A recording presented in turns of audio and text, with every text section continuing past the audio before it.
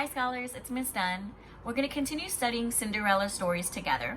And as you know, a Cinderella story is a folktale, which is a type of fiction story, or it's a story that was told over and over again by lots of different people. And sometimes these folktales that we hear are written down, where the author writes their own version of their story. And we read a couple of these folktales together. We read Sumerella, Cinderella, and Abudeha. Today, we're going to be reading another Cinderella story called Cinder-Elly. And when we're done reading this book, I'm going to be giving you 2 tasks to complete that's just right for you and your family to complete in the time that works for you or in the way that works for you. We're going to be asking you to give a retell of Cinder-Elly, paying attention to all the features that are the same in all Cinderella stories, and comparing and contrasting Cinder-Elly with another book, finding ways that they are the same or different. So as we read this book together, I want you paying attention to the Cinderella story features in this book, as well as any text-to-text connections that you may be having. So let's check in on the front cover. Our main character is Cinder-Elly, and there's a couple of things I know about her identity. I know that her gender identity is a girl, her age identity is child, her race identity is mixed race, and her language identity is English. So Cinder-Elly. This book was written by Frances Minters and illustrated by G. Brian Claras. Once upon a time, or so they tell me, there was a girl called Cinder-Elly. And the illustrator is showing us that she's cleaning the windows. Ellie was good and she was pretty. She lived with her folks in New York City with Mom and Dad and Sue and Nellie. So now you know the settings in New York City and more about her family identity. She lives with her mom, dad, and 2 sisters, Sue and Nellie. Her sisters were mean to Cinder-Elly. When school was out, they'd watch TV. They'd ask Cinder-Elly to serve them iced tea, or else they'd play a video game. But they never asked Ellie to do the same. It sounds like her sisters aren't kind to her and don't include her in things. Sometimes when Ellie was washing the floor, they'd slide right across it and out the door. What do you think would happen then? Why, Ellie would have to wash it again. Ellie cleaned up because she liked to be neat, from the hair on her head to the toes on her feet. She worked so hard, it was a pity. She had no fun in New York City. So it sounds like we're learning more about Ellie's character traits, about her heart-burning body. That she liked to be neat, and she also worked really hard. But then one day, Elle got a note, and so did her sisters, and somebody wrote, Sue, Elle, and Nellie, we picked your name. You've won free tickets to a basketball game. Sounds like they all got tickets to go to a basketball game. We accept with pleasure, said Sue and Nellie, her sisters. And I do too, said Cinder-Elly. Her sisters just looked at her and smiled. Then they said, you can't go, child.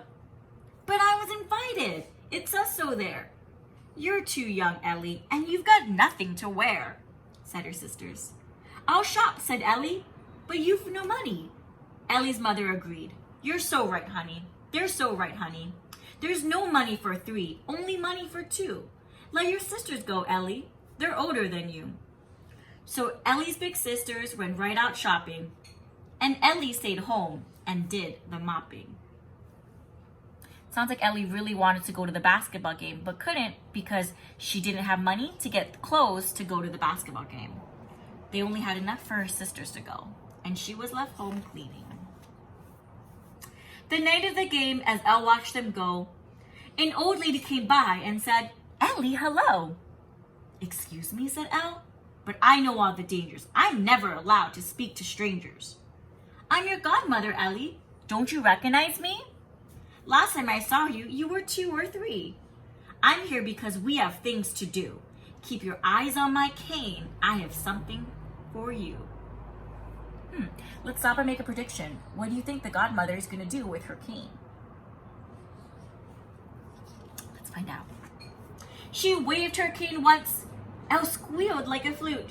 Her clothes had turned into a basketball suit. And here's something else to go with your clothes. Glass sneakers, said Godma. You'll need 2 of those. No, wait, Godmother. Hold on a minute. I'm just watching the game. I'm not gonna be in it. Oops, said the lady. Excuse my mistake. Let's see what else my cane can make. And poof, Ellie wore a satin shirt with a beautiful flowery red miniskirt.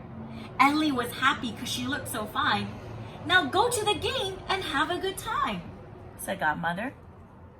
It sounds like Godmother had a magical cane that was able to give Ellie the clothes that she needed to go to the basketball game. Thank you, dear Godma. I'm glad that you came. But how am I going to get to the game? That's an easy one, dear. I've got a plan. I'll send you off on this old garbage can. She waved her cane and said, "Kerplink." The garbage can became a bike. Elle got right on and almost fell off, 'cause riding a bike in glass sneakers is tough. You'll be fine, Elle. I know that is true. There's just one thing I ask of you, said Godma. Be home by 10 or else, my dear, your pretty new clothes would disappear. It sounds like Godma was helping Ellie go to the game. She got clothes and a way to get there. But she needed to remember that she had to be back by 10 o'clock or else her clothes would disappear. No problem. Then she rode off through the New York City. The game was just starting when Elle got to her seat. Out ran Prince Charming. People rose to their feet. Let's go, Prince Charming! Elle yelled with the rest. Of all her school's players, Prince was the best. Prince was passing the ball, but then he looked to the stands. Boom! A huge guy knocked the ball from his hands. Ellie stood on her toes and raised her arm fast. She caught that ball before it blew past. Hooray! Yelled the crowd, except Sue and Nellie, her sisters. The sisters just stared at Cinder-Elly. Is that Ellie? Asked Sue. No, that's a bad guess. She's older than Ellie and much better dressed. It sounds like her sisters don't recognize that that's Cinder-Elly. As she threw it up, oh, here's the ball, Ellie shouted. As she threw it up high, in the future, be careful. Thanks, miss, I'll try. Prince stared at Ellie and said, glad to meet ya. After the game, let's go get some pizza. What's your name? Prince Charming asked. I can't tell you, I fear, for Elle was afraid that her sisters might hear. Sounds like she didn't want her sisters to know that she was at the basketball game. When the game ended, the other side clapped. They were good sports, even though they got zapped. That means the other team lost. Will you wait for me, please? Prince stopped at Elle's chair. I'll shower and change and blow dry my hair. Sounds like Ellie and Prince Charming made a plan to get pizza after the game. Elle stayed till the clock blinked 9:58. In 2 more minutes, she would be late. It was almost 10 o'clock. She got up and ran. It's sad but true. A lace came undone and she lost her glass shoe. When she was running out of the basketball game, she lost her shoe. She couldn't stop now. She hurried on. But all she saw was a trash can. Her bike was gone.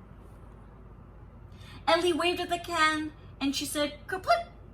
But the can wouldn't change back into a bike.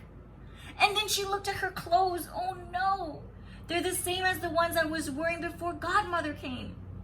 She waved at her clothes, poof, but they didn't change either. Where's Godma, she wondered, now that I need her? It sounds like it was 10 o'clock and the magic wore from Godmother. And she doesn't have her bike, that was the trash can, and she doesn't have her clothes that she went to the game with. Let's stop here and think about how do you think that Ellie's feeling? Looking at the illustration. Yeah, I think she's feeling really worried. Meanwhile, Prince Charming looked pretty cool. Was busy signing photos for the fans at school. When he was finished, he looked all about. But Ellie wasn't inside, so Prince went out. Outside, he saw no one, just some girl who ran off down the street with a huge garbage can. We know that's Cinder-Elly, but Prince Charming doesn't know. But on the steps he spied one sparkly shoe. This sneaker, said Charming, gives me a clue. Next morning, Cinder-Elly tried to giving Prince a call, but his number wasn't listed in the book at all. At the same time, Charming sat at a table. He drew the sneaker as well as he was able. Let's all make another prediction or a good guess.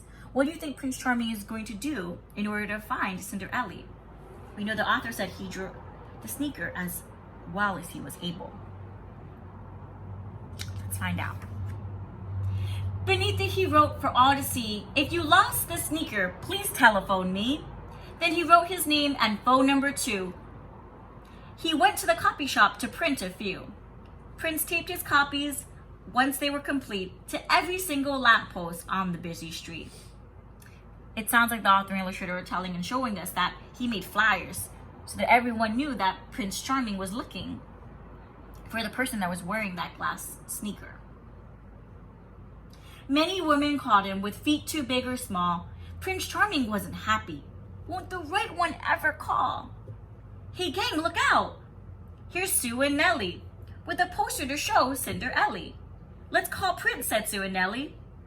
But that's not your shoe, said Cinder-Elly. Oh no, they said. But we'll try it, since how else could we ever meet a real live prince? They phoned Prince Charming, and just as they planned, he dropped in to visit with the sneaker in hand. Prince was surprised by Nellie and Sue. He said, "I don't remember either of you." Sue tried on the shoe and fell down flat. "Poor Sue," laughed Nell, "your foot's too fat." Next, Nellie tried and went into a tizzy. The shoe was so tight, it made her feel dizzy. Then Ellie came out from where she'd been looking. Her sister yelled, "Ellie, go back to your cooking." Cinder-Elly sat down and put on the shoe, then took off the other and put on that one too. "Excuse me," called someone. "May I come in?" "Please do," said Ellie. "Godma, where have you been?" "I've been busy," she answered, "but I know my duty to see Cinder-Elly and her friend Prince Cutie." "Prince Charming," he corrected. "Well, how do you do? It's time you saw Ellie in the clothes that you knew." Poof, poof, she waved. Ellie's clothes became the ones she'd worn to the basketball game. "Yikes!" screamed her sisters. Seems like they were really surprised. "Shh," Godmother told them. "You deserve a good scolding," and she started to scold them. "You're forgiven," said Ellie. "I'm sure that you've seen that it's awfully wrong to be terribly mean." It sounds like Cinder-Elly is forgiving her sisters from being mean. "You're right, Cinder-Elly," said her sisters, "and we promise we know it. If we ever feel mean again, we just won't show it." Prince said to Ellie, "Let's go spread the news." "Wait, Prince," said Ellie, "till I change my shoes." They walked down the street holding hands pretty snappy, for everyone lived forever happy. The end. Your good reader question, scholars, is why do you think Cinder-Elly forgives her sisters? Your answer may sound like, I think that Cinder-Elly forgives her sisters because, and we can remember that good readers also use evidence to support their answer, using the author's words or the illustrator's pictures. And if you can, please pause this video to share your idea with someone close to you. Great, thanks for doing that. So my answer to this question is, I think that Cinder-Elly forgives her sisters because I remember the author saying that she was good. And when the author was saying, "I'm sure that you've seen that it's awfully wrong to be terribly mean," the words that Cinder-Elly was saying to her sisters, it tells me that maybe Cinder-Elly thinks that her sisters have learned the lesson that it's not good to be mean to other people. So that's why I think that Cinder-Elly forgives her sisters for being mean to her. Great. So now, scholars, that we're done reading this book together, I'm going to share with you the 2 tasks that you can complete at your own time, and in your own way, making sure that it's just right for you. So your first task is to give a retell of Cinder-Elly. And you could do this by saying it out loud or writing down with words and pictures your retell of this book. And make sure that it includes all of these features of a Cinderella story. So looking at a main character, and we know that the main character is Cinder-Elly. Speaking about the villain or the villains, the character or characters that weren't kind to Cinder-Elly, the main character. the fairy godmother, the person with magic who was helping Cinder-Elly, the ball, party, or event, so what Cinder-Elly wanted to go to, the last thing or the item that Cinder-Elly lost while she was at the ball, party, or event, the solution, so how the problem got solved with the lost thing, and then the happy ending of how the story ended.